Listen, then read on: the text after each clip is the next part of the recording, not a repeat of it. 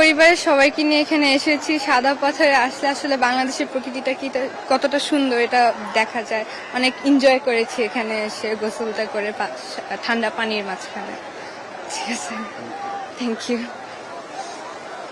আমরা ফরিদপুর থেকে এসেছি আমার বার্থডে উপলক্ষে। এখানে আমরা এসেছি, এখানে আমরা গোসল করেছি। এখানে অনেক সুন্দর পাথর আর পানি, এখানে আমার অনেক ভালো লাগছে।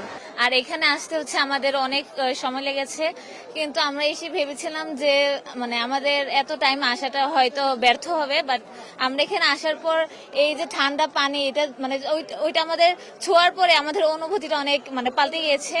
মানে আমরা এখন মনে হচ্ছে না আমরা স্যাটিসফাইড এখানে এসে। মানে ভালোই, আপনারা এখানে ঘুরতে আসতে পারেন ফ্যামিলিকে নিয়ে।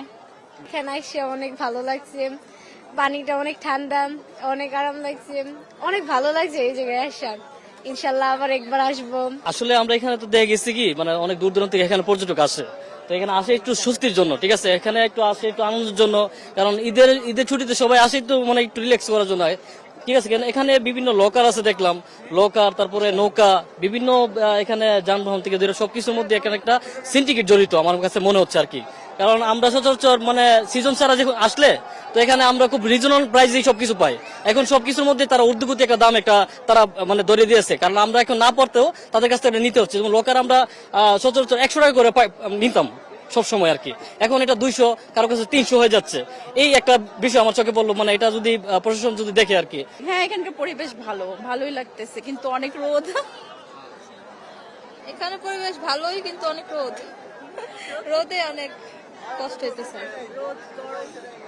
ঢাকা থেকে এসেছি আর এখানে পরিবেশ ভালোই সুন্দর, কিন্তু গরম অনেক। জি হ্যাঁ, অনেক গরম। ওভারঅল ভালো লাগে, সবসময় আসা হয় আমাদের সিলেটে যেতে বাড়ি। আর আজকে আসছি ঈদের বেড়াতে, অনেক ভিড়, অনেক মানুষ, তারপর ভালো লাগতেছে। আসলে এটা দেখার মতো ভোলানাথ, যেটা সাদা পাথর, আসলে নিরিবিলি পরিবেশে একান্তভাবে ফ্যামিলি নিয়ে একটা ঘোরার দেখার মতো জায়গা। এখানে সাদা পাথর মানে অনেক পাথর, ঠিক আছে।